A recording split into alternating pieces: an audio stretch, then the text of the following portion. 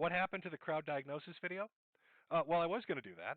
I could still potentially do it. But right now, it just seems I've reached a point where the specialists that I've gone into won't even do treatments. So, case in point, with the osteoporosis and the multiple bone fractures, I think I've in total maybe 7 ribs have broken, and L1, L2, and L3. And they've got some concerns about my hips now.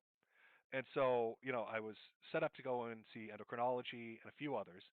And I go in to see the doctor, and the consensus among the doctors was, we may not know what you have, but if you go in and see this guy, at the very least for the osteo, we can give you some medicine that'll help slow it down till we can figure it out. I go in to see the osteo guy, and he looks through my records, he reads over it all, and his conclusion was, I can't do anything.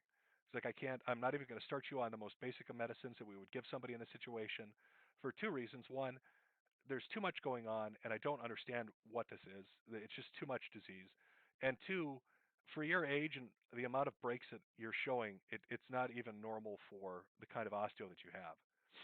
So, after seeing specialists and seeing that kind of shit and having them basically say we can't do anything for you at this point, um, talked around to different doctors, and the consensus was either, well, two things. One, go to Mayo and get full genome sequencing or exome sequencing, whatever it is, through Diagnostic Odyssey. And then the second was go into research medicine. So research medicine, like UND, or no, UDN, whatever it is, Cleveland Clinic, and then there's a place out in Massachusetts. It's like this 2 month long process. You've got to get letters of recommendations from your doctors and specialists. You've got to write a letter. You've got to get all your medical records together.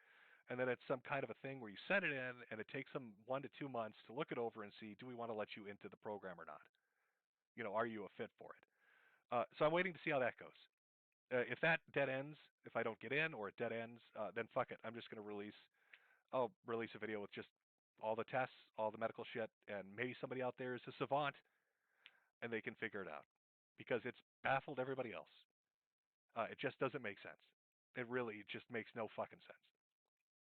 So that's kind of where that is. So as far as that video, it may or may not be coming up. If I get into research medicine, probably not.